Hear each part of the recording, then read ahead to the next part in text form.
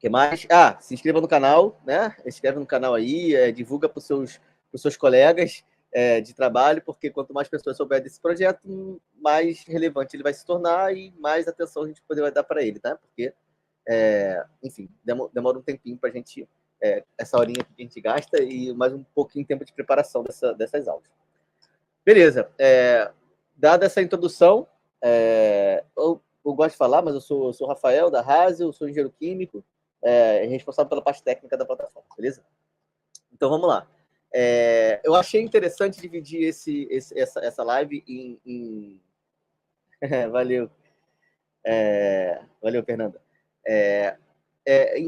Inicialmente, um pitch que eu tenho uma apresentação que eu coloco lá. Essa apresentação está lá na plataforma, está lá no Academy de forma mais completa, tá? Vocês conseguem baixar essa plataforma lá no Academy.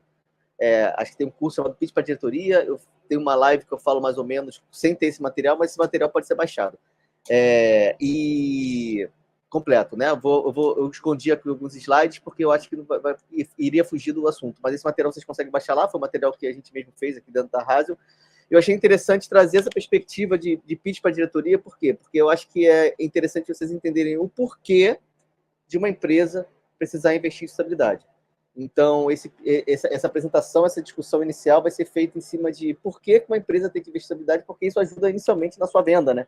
Então, se você é consultor e você quer vender algum ponto de sustentabilidade, você tem que saber vender também. Então, e essa venda está dentro do porquê a sustentabilidade é importante. Então, vocês viram lá aquele vídeo, o Círculo de Ouro, né, o Golden Circle, que é bem interessante. Você tem o que, o como e o porquê. Eu acho que o porquê é muito relevante, né?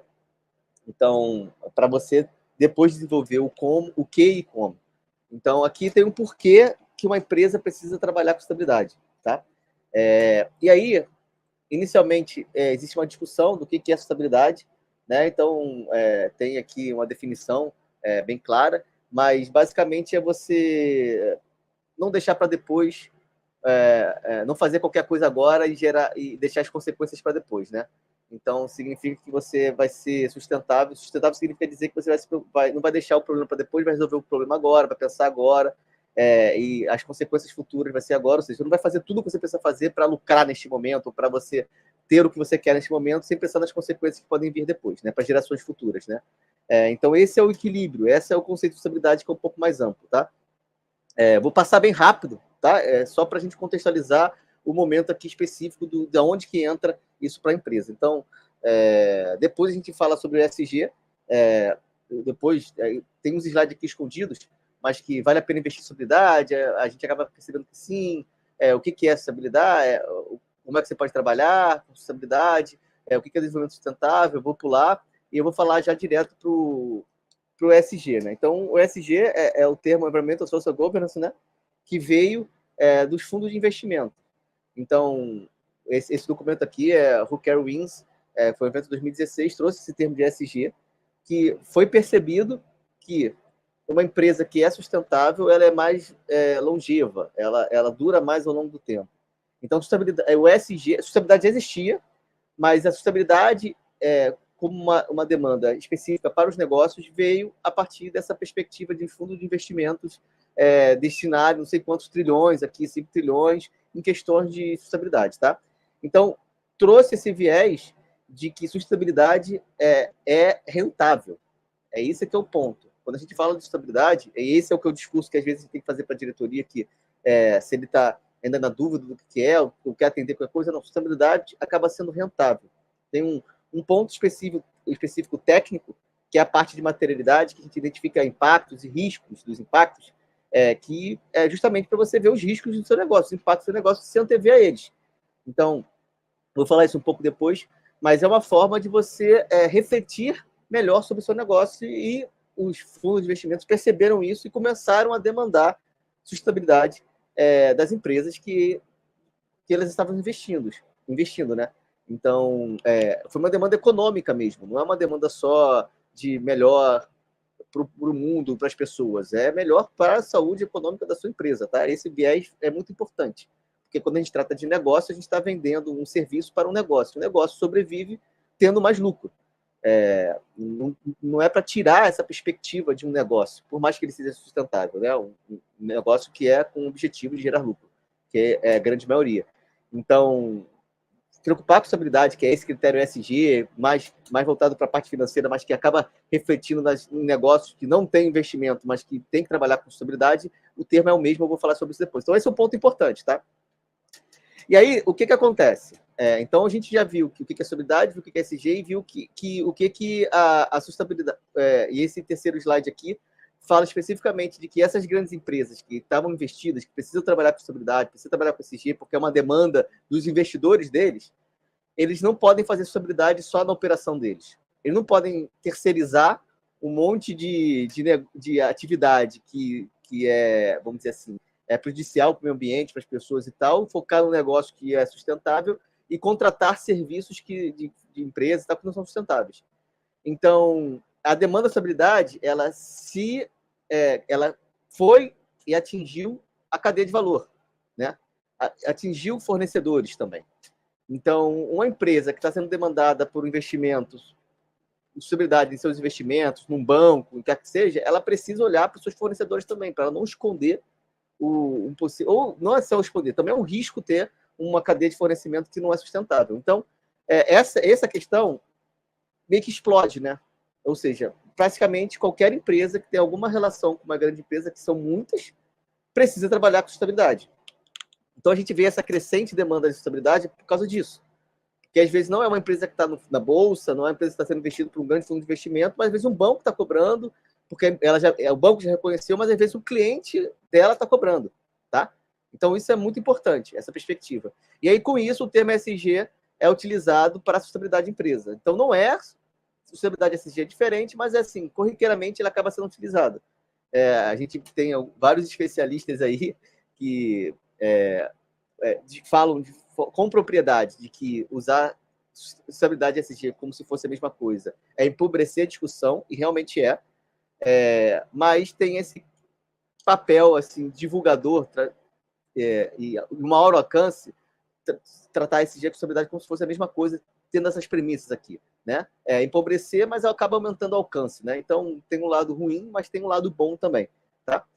Beleza. E aqui entra agora, dado esse panorama inicial, entra aqui por que a empresa investe em sustentabilidade. Aí a gente, com esse cenário, a gente vê 3 tipos de empresa, que aí às vezes talvez seja aonde o consultor vai buscar o público-alvo dela, né? Qual é o público-alvo que eu vou buscar? Como que eu vou... qual o tipo de empresa que eu vou precisar trabalhar com sustentabilidade? E aí, a gente aqui percebe que são 3 tipos de empresas, 3 características de empresas que buscam sustentabilidade. São as empresas que elas simplesmente já enxergaram esse retorno financeiro aqui, essa vantagem competitiva aqui, que o fundo de investimento começaram a cobrar das suas investidas, empresas podem perceber. E elas percebem, cara, se eu for sustentável, eu tenho um diferencial competitivo. E assim, isso gera um posicionamento de marca, gera uma reflexão sobre inovação e tecnologia. E por que isso gera um diferencial competitivo? Porque hoje em dia, as pessoas... você tem uma empresa, você vende um produto e um serviço. Você vende um produto e um serviço, quem está comprando de você, ela, de certa forma, pode ter uma identificação com a sua marca, deve ter uma identificação com a sua marca, do seu negócio. E quando ela tem essa identificação da marca, essa identificação pode ser boa ou pode ser uma não identificação, né? Pode ser ruim. E hoje em dia, pela sociedade de forma geral, acreditar que sustentabilidade é importante, as pessoas físicas acreditam, já estão, a maioria delas, né? Eu vou falar todas, porque falar todas é muito. Mas a maioria delas, acha que realmente, se preocupar com o meio ambiente, se preocupar com ética, governança da empresa, se preocupar com a questão social do seu negócio, com as pessoas, é importante para qualquer negócio, né? Então, de certa forma, e eu acho que isso tende a crescer, os consumidores têm uma escolha quando elas compram.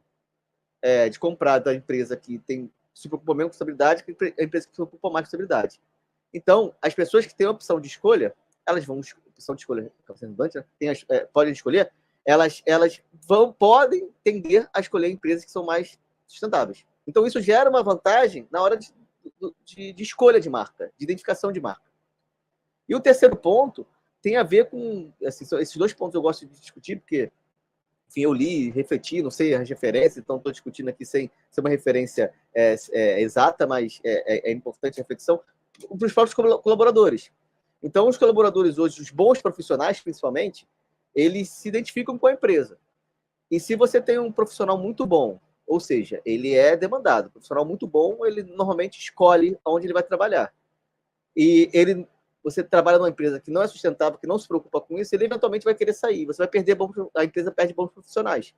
Então, tipo, aqui tem dois exemplos. Eu não estou nem entrando no mérito de avaliação de impacto, de previsão de consequências, de impactos negativos que a sua empresa gera, ou visualização de oportunidades positivas que a sua empresa pode gerar, que também tem a ver com estabilidade, que esses são os 3 pontos. Não tenho nem nesse mérito.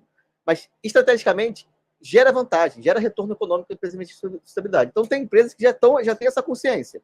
Algumas não vão ter, outras vão ter.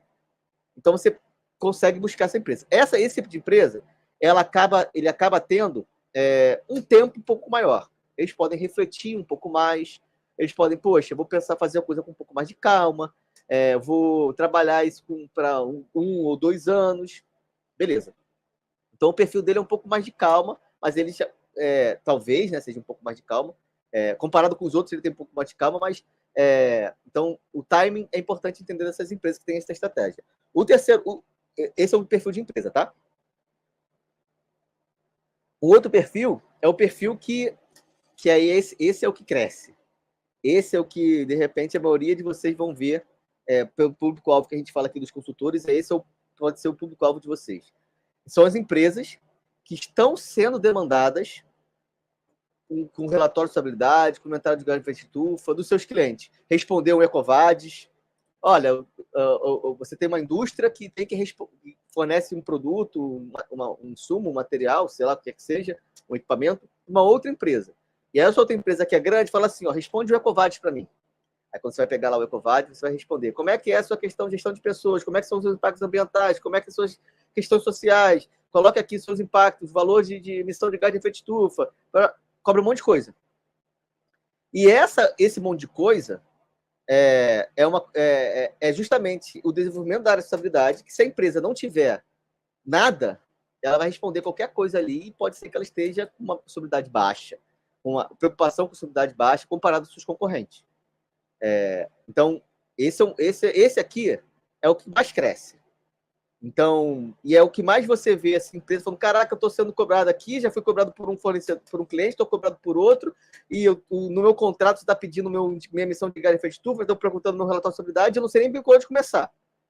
Pum, muitos clientes desse aqui, muitas empresas estão nesse quadrantezinho aqui, né?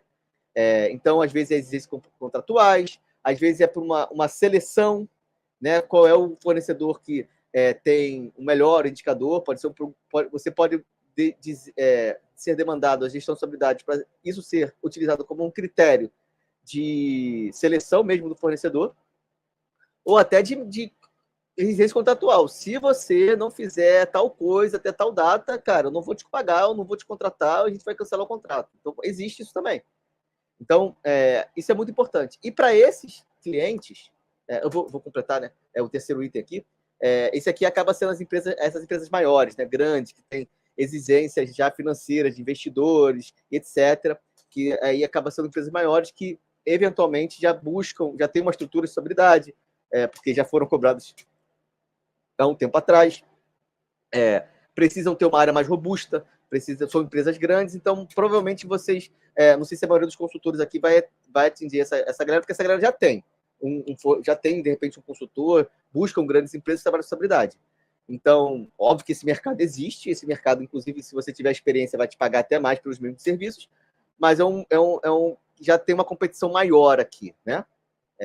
Nesse tipo de cliente. Então, a gente mapeou assim, e isso eu estou falando para qualquer setor, qualquer é muito também, sempre quando eu falo qualquer ou tudo, eu estou exagerando. Mas para a maioria dos setores, maioria desses tipos de negócio, eles têm que se preocupar de alguma forma com isso. A não ser que seja muito pequeno em B2B. É B2C, ou seja, um negócio que vende para consumidores, que talvez só caia na estratégia. Mas, tipo, a maioria das empresas aqui se ela está na estratégia, é porque ela tem a oportunidade de estar na estratégia, porque daqui a pouco ela vai ser cobrada por cliente ou vai ter uma exigência. Então, a tendência é que todo mundo venha para cá. E aí é um trabalho de você já viu o porquê disso aqui, né? Que eu expliquei aqui. E aí é um trabalho de que, olha, quanto antes você trabalhar, melhor. Então, isso é o porquê da venda, né? O porquê que a empresa tem que se trabalhar com estabilidade. Esse é o ponto que ajuda o consultor a vender o seu serviço, beleza? E aí, entra no ponto aqui de o que a empresa quer passar. Quando você é cobrado aqui por estabilidade, né? Você pode ter diferentes entregas, assim, se preocupar isso de diferentes maneiras, né?